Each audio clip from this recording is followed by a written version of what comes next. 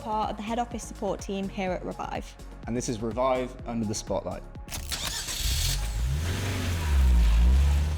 What's one moment that made you feel proud to work here? I think for me, it's growing a team.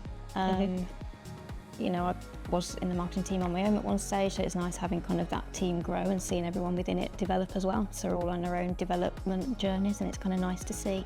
I think it's really cool when we can all get together. I really enjoy those end of year meetings, seeing what we've accomplished, like visually, because day to day you do get kind of stuck in the everyday tasks of it.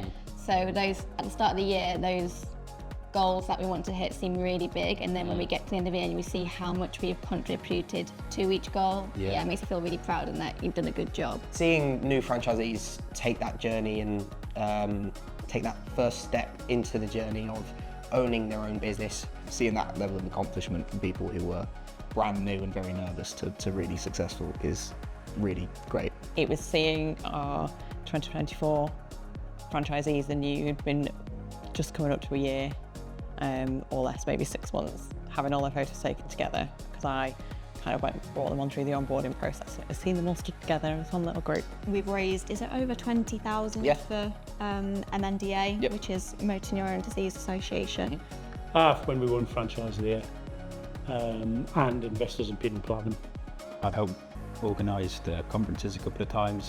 That was good, and it all comes together. A customer was one point when we did a repair, and then they left a Trustpilot review of me and Jack, and it was just explaining how well we've done customer service, how well, how quick we've done the repair, and then obviously the technicians' praises as well. So I think that was my proudest moment.